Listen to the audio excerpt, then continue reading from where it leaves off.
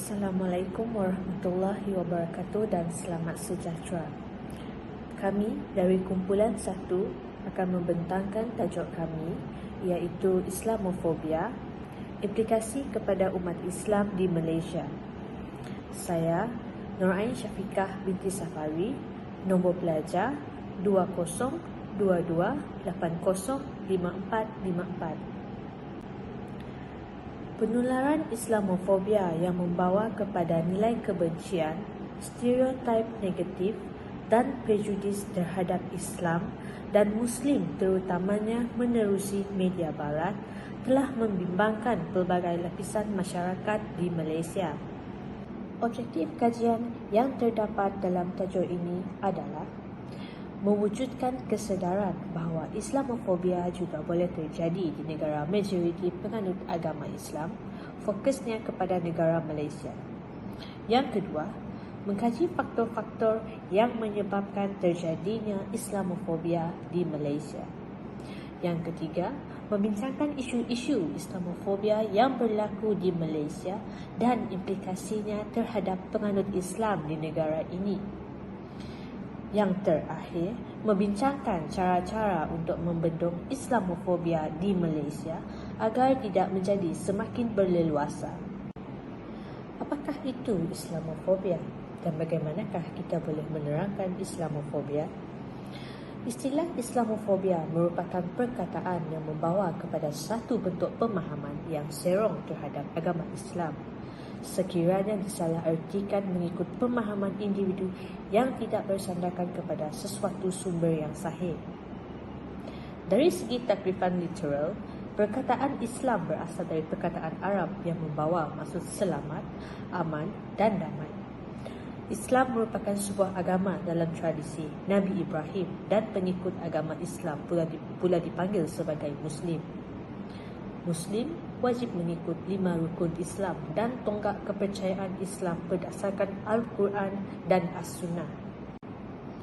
Manakala perkataan fobia pula merupakan ketakutan atau kebencian yang sangat keterlaluan dan tidak rasional terhadap sesuatu. Assalamualaikum warahmatullahi wabarakatuh. Okey, saya akan membentangkan 4.0 faktor-faktor Islamofobia di Malaysia. Malaysia merupakan sebuah negara yang mempunyai keunikannya tersendiri kerana Islam merupakan agama persekutuan yang termaktub dalam perkara 3.1. Namun begitu, trauma Islamofobia ini masih lagi dihantui oleh segelintir masyarakat di Malaysia. Terdapat 4 faktor Islamofobia di Malaysia. Yang pertama adalah prejudis dan kesan serangan Menara Pusat Perdagangan New York. Serangan Menara Pusat Perdagangan Dunia pada 11 September 2001 merupakan kemuncak dan pencetus kepada Islamofobia. Mulai pada tarikh itu, Islam telah dijenamakan dengan keganasan. Dan masyarakat dunia sudah mempunyai persepsi umum bahawa Islam dan keganasan adalah sinonim. Kesan daripada peristiwa ini, masyarakat dunia mula berprejudis kepada umat Islam. Yang kedua adalah kelemahan penyebaran maklumat. Tak kira media cetak maupun media sosial, pengaruh media amatlah kuat dan mampu mengubah tanggapan dan cara berfikir orang-orang yang melihatnya. Peranan media menjadi salah satu punca berkembangnya Islamofobia di Malaysia. Hal ini kerana media di Malaysia terbabit dalam memberi gambaran negatif dan salah faham terhadap Islam. Sebagai contoh, penyebaran isu sensitif yang boleh membawa kepada pergaduhan kaum seperti liputan larangan memasuki masjid oleh orang bukan Islam, bahan membaca ayat Al-Quran oleh orang bukan Islam dalam perucapan umum, dan akhir sekali adalah kes memijak kepala lembu. Kita dapat lihat bahawa dengan kelemahannya penyebaran maklumat akan menyebabkan salah faham terhadap Islam itu sendiri. Media kebanyakannya dimiliki oleh orang bukan Islam dan seringkali Islam ini diberikan liputan yang negatif. Seperti juga media tidak mempunyai maklumat yang tepat mengenai keganasan oleh agama lain. Bahkan tiada data yang lengkap negara Islam menjadi mangsa keganasan akibat daripada Islamofobia itu sendiri. Media yang dimiliki institusi Islam itu pula pada hakikatnya adalah kurang efisien dan kurang berjaya menampilkan program-program yang mampu memperbetulkan persepsi negatif. masyarakat terhadap Islam. Yang ketiga, pengaruh golongan radikal dan ekstremis serta salah faham terhadap konsep jihad. Terdapat golongan radikal dan ekstremis yang membawa dan menyebarkan ajaran yang bertentangan dengan agama Islam. Walaupun secara amnya ajaran-ajaran agama yang dibawa daripada golongan ini salah, namun orang yang beragama lain telah beranggapan bahawa perbuatan yang dilakukan ekstrim ini adalah ajaran yang dibawa oleh Islam, walhal sama sekali tidak mengikut Al-Quran dan As-Sunnah. Ini telah mengakibatkan persepsi dan tanggapan yang buruk, dan peristiwa jenayah oleh kumpulan Al-Ma'unah di Bukit Pelanduk dilakukan oleh golongan yang berlatar belakangkan Islam. Dan itu, kemunculan militan Mujahidin Malaysia yang mendukung matlamat menghapuskan orang bukan Islam juga telah menerbitkan stigma memandang umat Islam di negara ini adalah sebagai pengganas. Konsep jihad yang sebenarnya menuntut untuk semua umat Islam berjuang di jalan Allah. Dalam diam, gerakan ISIS yang kononnya memperjuangkan Islam, tetapi mereka sendiri menyerang negara-negara Islam, telah mempengaruhi rakyat Malaysia, terutama golongan muda dan mu'allaf. Ianya pada 25 Mac 2016, dilaporkan seramai 15 orang suspek telah ditahan kerana disyaki terlibat dengan ISIS dan didapati sedang melakukan persiapan untuk aktiviti pengeboman. Sebelumnya pula, lebih daripada 160 individu telah ditahan oleh pihak PDRM Malaysia kerana disyaki mempunyai kaitan dengan gerakan tersebut. Akhir sekali adalah salah faham syariah serta gaya hidup yang bertentangan dengan agama Islam. Kurangnya kefahaman mengenai agama Islam bukan sahaja di kalangan bukan Islam, namun dapat menyedihkan ia juga terjadi kalangan penganut Islam itu sendiri. Secara umumnya, orang Islam di Malaysia masih tidak mempunyai kefahaman yang baik tentang Islam. Aspek yang disalahfahamkan tentang Islam adalah berkenaan dengan undang-undang hudud, pewarisan hukum faraid dan hak-hak wanita Islam. Salah anggapan mengenai prinsip syariah, terutamanya mengenai hukum faraid atau pewarisan dalam Islam, menyebabkan ramai yang bimbang dan cuba untuk mempertikaikan ajaran Islam. Di samping itu, isu kedudukan wanita Islam dalam Islam juga dilihat oleh orang bukan Islam sebagai menindas juga menjadi faktor Islamfobia di Malaysia. Lihat sahaja gerakan Sis Sister in Islam yang berpandangan konsep Islam yang diwarisi oleh masyarakat hari ini adalah produk yang dihasilkan oleh ulama tradisionalis yang menjadikan pengertian agama dan rupa syariah yang sempit. Hal ini mengakibatkan agama Islam dilihat sebagai agama yang tidak bertoleransi, keras dan sentiasa bersifat menghukum. Di zaman yang serba moden ini, gaya hidup orang Islam itu sendiri juga berubah. Sebagai contoh di Malaysia, kadar kes-kes seperti isu penabi dada, pembuangan bayi, sumpah maram dan lain-lain banyak terjadi dalam kalangan orang Islam. Perkara-perkara tersebut memang jelas salah di sisi undang-undang dan agama, maka gaya hidup serta sikap orang Islam yang sedemikian, dia telah memberi tanggapan yang buruk terhadap agama Islam itu sendiri kerana mempunyai penganut agama yang tidak berakhlak mulia baik. Sebabkan itu, orang yang beragama Islam itu sendiri boleh menyebabkan Islamfobia tersebar dengan luas. Assalamualaikum dan salam sejahtera. Saya Muhammad Khairul Aidil bin Abu Bakar, nombor pelajar 20228272 daripada kumpulan 1. Islamofobia yang berlaku di negara kita iaitu Malaysia telah memberikan beberapa impak. Saya akan menerangkan impak Islamofobia dari segi aspek sosial dan juga aspek ekonomi terhadap penduduk yang beragama Islam di Malaysia. Kita kupas dahulu daripada segi aspek sosial. Sosial merujuk kepada hal-hal yang berkaitan dengan masyarakat dan kemasyarakatan. Menurut kajian Ahmad Faizuddin pada tahun 2020, mereka menyatakan kebanyakan rakyat Muslim di Malaysia terkesan dari segi diskriminasi, prejudis, kekerasan dan disisihkan masyarakat yang Islamofobia. Contoh yang pertama daripada segi aspek sosial adalah keharmonian masyarakat terganggu dan pergaduhan antar kaum. Sudah sedia maklum bahawa Malaysia merupakan negara yang pelbagai bangsa. Maka, ia merupakan satu perkara yang amat penting bagi mengekalkan keharmonian masyarakat di antara penganut Islam dan bukan Islam. Pergaduhan ini disebabkan oleh provokasi terhadap isu-isu sensitif agama seperti menghina Nabi, kebebasan pertukaran agama, menghina Al-Quran dan tidak menghormati laungan azan. Serta mereka melakukan kerosakan di rumah ibadat serta tidak menghormati etika berpakaian agama Islam. Contoh yang kedua adalah perkembangan budaya hedonisme. Umat Islam di Malaysia pada masa kini terus dilekakan dengan budaya hedonisme supaya sensitif kepada umat Islam mula tumpul. Hedonisme merupakan antara kesan globalisasi yang berlaku pada hari ini. Penganut budaya-budaya baru ini akan meniru simbol-simbol kebudayaan seperti muzik, makanan, fashion, produk, kecantikan dan bahasa seharian. Dalam masa yang sama, begitu sukar untuk menolak kandungan media barat yang menyelitkan propaganda menjurus kepada Islamofobia untuk menutup pekung di dada mereka sendiri. Seterusnya kita kupas pula ekonomi daripada Kamus Dewan bermaksud ilmu yang mempelajari bagaimana cara manusia untuk memenuhi keperluan hidup mereka dengan menggunakan sumber yang sedia ada.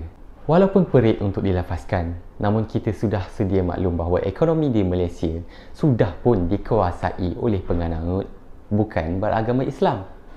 Dalam kajian Rafidah Hanim pada tahun 2018, beliau mendapati bahawa tahap diskriminasi agama di Malaysia berada di paras yang agak membimbangkan. Pekerja Islam di Malaysia terpaksa berhadapan dengan diskriminasi seperti dilarang mengenakan tudung dan tidak diberikan masa mencukupi untuk mengerjakan solat. Apatah lagi diberikan peluang untuk kenaikan pangkat. Selain itu, diskriminasi agama lazimnya berlaku dalam proses pengambilan pekerja di mana pengurus bukan Islam lebih cenderung untuk mengambil pekerja yang bukan beragama Islam. Contohnya, peluang pekerjaan agak terhad di Malaysia kerana dimonopoli oleh orang bukan Islam. Kebanyakan mereka tidak mengambil pekerja yang memakai tudung kerana Islamofobia ini telah memberi perspektif negatif terhadap orang Islam. Wanita bertudung agak sukar mendapat pekerjaan. Kajian Pusat Penyelidikan Swasta menunjukkan graduan wanita yang bertudung antara kumpulan yang paling tertindas dalam proses pengambilan pekerjaan. Terdapat satu kajian firma telah dilakukan dan mendapati perempuan Melayu bertudung hanya mendapat 50 panggilan temuduga daripada 547 temuduga. Seterusnya, diskriminasi di tempat kerja. Kebanyakan majikan di Malaysia, khususnya majikan bukan Islam yang melakukan diskriminasi terhadap pekerja Islam mendakwa tidak mengetahui polisi yang dibuat oleh syarikat merupakan satu bentuk diskriminasi agama. Kita ambil contoh larangan memakai tudung serta larangan mengerjakan solat. Mereka menganggap itu merupakan hak mutlak majikan untuk memastikan produktiviti syarikat mereka tidak terjejas. Presiden Persatuan Hotel Malaysia MAH mendakwa polisi larangan memakai tudung adalah sebahagian daripada polisi antarabangsa dan menjejaskan ia bukan satu bentuk diskriminasi terhadap wanita bertudung. Ini menunjukkan bahawa majikan masih tidak menyedari bahawa tindakan yang dibuat sebenarnya merupakan salah satu bentuk diskriminasi agama dan merupakan satu kesalahan. Sesetengah majikan dilihat sengaja tidak menjadikan kemudahan ruang solat kerana mereka menganggapan perkara itu remeh dan akan mengganggu prestasi kerja, sedangkan ia bertentangan dengan Seksyen 60A Akta Kerja 1955 di mana pihak majikan hendaklah memberi pelepasan pekerja yang beragama Islam untuk menunaikan solat sekurang-kurangnya 20 minit bagi setiap waktu. Tadi saya telah mengupas kesan-kesan ataupun impak Islamofobia daripada aspek sosial dan juga ekonomi yang berlaku terhadap penduduk yang beragama Islam di Malaysia. Sekian, terima kasih. Siti binti Azhar Hilmi dan kita akan meneruskan dengan implikasi Islamofobia dari aspek fizikal, mental dan juga dari aspek politik. Fizikal ialah mengenai badan atau jasmani kita. Fizikal boleh membawa banyak maksud, tetapi dari segi topik yang dikupas ialah fizikal seseorang untuk bertindak apabila situasi tersebut terjadi terhadapnya. Mental boleh diertikan sebagai gangguan otak yang mungkin terganggu dari segi emosi, proses berfikir, perilaku dan persepsi. Mental bukanlah disebabkan oleh kelemahan peribadi, ia juga boleh diakibatkan oleh persekitaan seseorang. Lebih mudah keceritakan, masih ramai yang tidak menyedari, menafikannya, tidak berfikiran terbuka, malah berfikiran negatif mengenainya kerana persepsi rakyat atau masyarakat berfikiran bahawa kesihatan mental adalah perkara yang sangat remeh dan susah dibincangkan bersama. Pada Jun 2021 telah berlaku pergaduhan fizikal di antara seorang lelaki bukan Islam dan 5 orang penghantar makanan yang beragama Islam berpunca daripada pergaduhan yang melibatkan sensitiviti agama. Bukan itu sahaja, penganut Islam di Malaysia sudah mula dikasari secara fizikal oleh puak yang mendukung Islamofobia, di mana seorang pekerja Islam dibelasah dan diancam bunuh oleh majikannya yang bukan beragama Islam kerana mengerjakan ibadah puasa pada bulan Ramadan. Situasi ini amat membimbangkan. Jika tidak dikawal, maka tidak mustahil akan berlaku kejadian rusuhan seperti yang terjadi di negara lain yang sememangnya anti kepada Islam. Dalam kajian yang dilakukan oleh Zhang Triboga dan Small pada tahun 2008, didapati bahawa diskriminasi memberi kesan negatif terhadap kesejahteraan psikologi, terutama sekali kepada individu yang tidak mengalami sebarang diskriminasi sebelum ini. Provokasi dari bukan Islam mampu mengganggu emosi umat Islam. Sebagai contoh, kecuaian akhbar The Star tersilap menyiarkan juadah masakan tidak halal yang menunjukkan gambar hidangan daging khinzir di dalam akhbar sisipannya yang bertajuk Ramadan Delights yang bertarikh 11 Ogos 2011 dalam bulan Ramadan. Peristiwa ini memberi kesan kepada emosi umat Islam yang pada ketika itu sedang menjalani ibadah puasa. Orang bukan Islam, mereka dapat diperlihat seperti tidak takut untuk membuat penghinaan terhadap umat Islam secara terbuka. Sebagai contoh, insiden di Kuching, Sarawak, seorang paderi menghina agama Islam di dalam ceramah beliau. Beliau mengatakan ajaran Nabi Muhammad SAW adalah sebagai ajaran yang pelik dan bodoh. Insiden ini mendatangkan perasaan yang tidak senang kepada Muslim di negara ini. Perkara ini tidak seharusnya berlaku kerana Islam adalah agama persekutuan yang wajib dihormati dan ini bukan sahaja penghinaan terhadap agama Islam tetapi juga terhadap junjungan Nabi Muhammad SAW. Islamofobia juga turut berkait rapat dengan isu politik. Terdapat ramai lagi pemimpin yang bukan beragama Islam di negara ini yang secara tidak langsung mendukung Islamofobia itu sendiri. Mereka percaya terhadap propaganda yang secara sengaja disebarkan dengan tujuan memburukkan nama agama Islam. Kita sedia maklum bahawa ahli parlimen merupakan mereka yang terlibat secara langsung dalam mengubal undang-undang di Malaysia. Isu tulisan jawi, khat serta hukum hudud seperti dipersenda oleh golongan ahli politik yang bukan beragama Islam. Penolakan tulisan jawi dan khat dalam sistem pendidikan. Memetik laporan di Berita Harian yang bertarikh 9 Ogos 2019, Mufti Perlis Dato' Dr. Muhammad Ashri Zainul Abidin membahaskan mengenai masyarakat bukan Islam yang fobia dengan isu berkaitan Islam. Diperlihatkan masyarakat yang bukan Islam seolah trauma atau fobia sekiranya seni khat dan jawi yang akan diperkenalkan di dalam buku teks sekolah mempunyai hubung kait dengan agama Islam. Dr. Ashri menyatakan bahawa sebahagian masyarakat bukan Islam menganggap melalui pengajaran tulisan jawi di sekolah mereka sedang diterapkan mengenai dakwah agama Islam. Masyarakat bukan Islam menganggap tulisan khat dan jawi itu sebagai satu tindakan untuk cuba mengislamkan mereka. Perdana Menteri Malaysia ke-7 Tun Dr. Mahathir Mohamad berkata beliau juga terkejut apabila berlaku bantahan terhadap pengenalan tulisan khat dan jawi sebagai antara kandungan subjek bahasa Melayu bagi murid tahun 4. Memetik pandangan penerbit Sinar Harian Datuk Husamuddin Yaakob dalam Sinar Harian pada Januari 2020, laporan mengenai isu 3 muka surat untuk memperkenalkan tulisan jawi di sekolah adalah sama seperti tulisan jawi yang terdapat dalam logo polis dan wang kertas. Pengajaran Jawi yang ditentang oleh Dong Zong dan sebahagian pemimpin Pakatan Harapan PH daripada mereka yang bukan beragama Islam. Pandangan pelaksanaan hukum hudud. Hukum hudud ditolak dalam rang undang-undang Malaysia. Sebagai contoh, kenyataan keras daripada pemimpin bekas MCA Datuk Seri Choi Soy yang terang-terangan telah menghina undang-undang Islam. Ashraf Awani pada 27 Mei 2016 melaporkan bahawa MCA membantah apa jua rang undang-undang yang berkaitan hukum hudud di Malaysia. Presidennya pada ketika itu, Datuk Seri Leo Tiong Lai menegaskan bahawa pelaksanaan hudud adalah bertentangan dengan Perlembagaan Persekutuan dan menjejaskan hubungan antara etnik. Beliau juga turut menyifatkan rang undang-undang yang dikemukakan oleh Parlimen Marang Datuk Seri Abdul Hadi Awang itu sebagai rang undang-undang persendirian yang didorong oleh Mahkamah PAS yang melaksanakan undang-undang jenayah syariah di Kelantan. Sehubungan dengan itu, kelas Liau MCA tidak akan menyokong mana-mana rang undang-undang yang melaksanakan hukuman tersebut.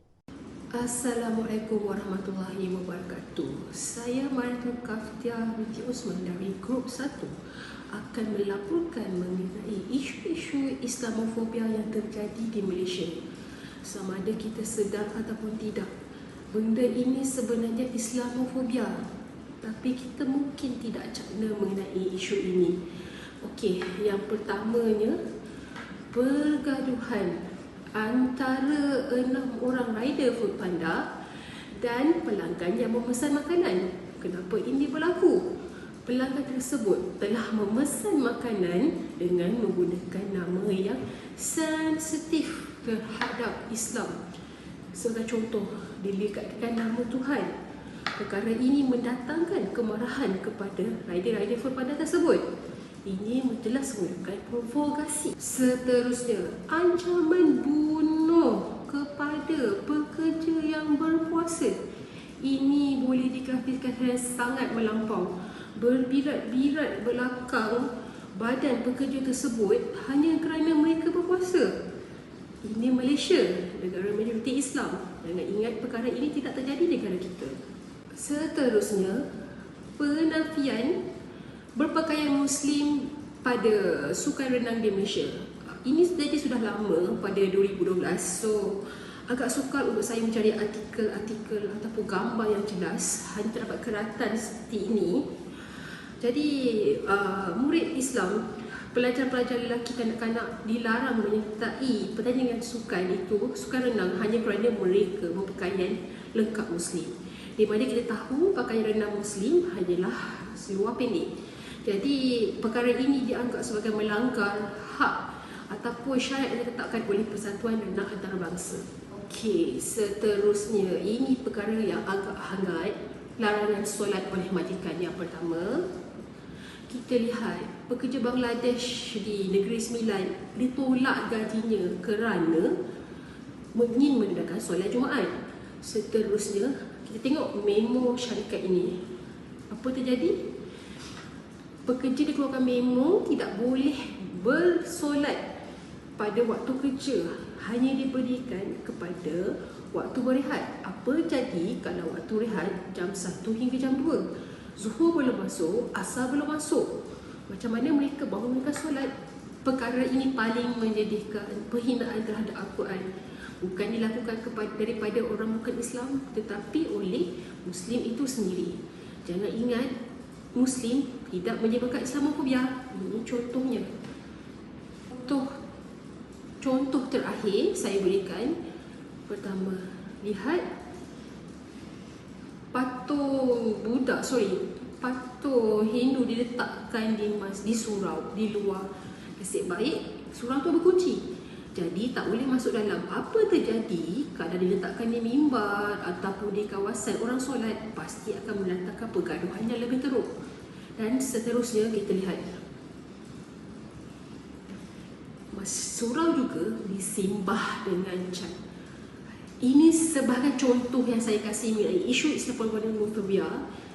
Kita lihat di sekeliling, isu ini bukan lagi isu yang pelik. Setiap hari ada sahaja isu ini yang disebarkan di media sosial. Sama ada kita cakna ataupun tidak, itu bergantung kepada kita. Sebagai Muslim, kita perlu tahu mengenai isu ini supaya kita sedar dan kita sepatutnya melawan perkara ini daripada terus terjadi. Itu saja daripada saya. Terima kasih. Assalamualaikum. Hai. Saya Nurul Jasmira binti Jamuri 2022565992 akan membentangkan tentang cadangan bagi mengatasi isu Islamfobia di Malaysia. Islamfobia ni bukan isu yang baru dan ideologi ni sudah lama bertapak. Namun sebagai umat Islam di negara Malaysia yang tercinta ni, kita seharusnya tangani isu ini dari terus merebak dan menjangkiti pemikiran serta emosi masyarakat kita. Berikut beberapa cadangan yang dikemukakan bagi mengatasi Islamfobia ini. Nombor 1, media. Media seperti dokumentari dan filem yang perlu ditapis dari isu perkauman dan agama sebelum ditayangkan dan diterbitkan dalam satu media. Cadangan ini amat digalakkan bagi memberi kefahaman kepada masyarakat tentang ideologi Islamfobia ni. Di negara India, dengan media melalui filem lakonan Datuk Shah Rukh Khan, My Name is Han, membawa mesej I'm not terrorist, yang telah terbukti yang agama Islam tidak langsung menyokong keganasan dan kejahatan yang berlaku. Nombor 2, menyebarkan kefahaman dan kebenaran melalui Islam. Menyebarkan kefahaman dan kebenaran melalui Islam ini perlu sentiasa diperluaskan untuk memberi kefahaman kepada masyarakat yang bukan Islam dan masyarakat Islam melalui institusi maupun di peringkat masjid. Nombor 3, penyelidikan, latihan dan program melalui forum, dialog, aktiviti kemasyarakatan dan juga bengkel-bengkel toleransi agama perlu dipergiatkan. Penyelidikan yang dilakukan perlu merangkumi laporan, insiden yang berlaku, statistik dan maklumat mengenai Islamfobia. Dan kajian ini semua perlu disimpan dan direkodkan, dipantau dan perlu mewujudkan sistem maklumat supaya boleh diperolehi untuk bacaan ataupun menjadi rujukan. Kesimpulan. Hadis Nabi SAW yang diriwayatkan oleh Abu Hurairah yang bermaksud Islam bermula sebagai sesuatu yang asing dan akan kembali menjadi sesuatu yang asing seperti awalnya, maka berbahagialah orang-orang yang asing itu. Dalam hadis tersebut jelas membuktikan bahawa Islam akan dipersepsikan pandangan dan sentimental negatif sekiranya membiarkan ideologi negatif Islamfobia ini berlarutan. Sebagai rakyat Malaysia, perlu mengekalkan perpaduan dan keamanan yang sedia ada ini dari sebarang ancaman yang cuba merosakkan keutuhan pelbagai agama dan kaum negara ini. Sekian, terima kasih.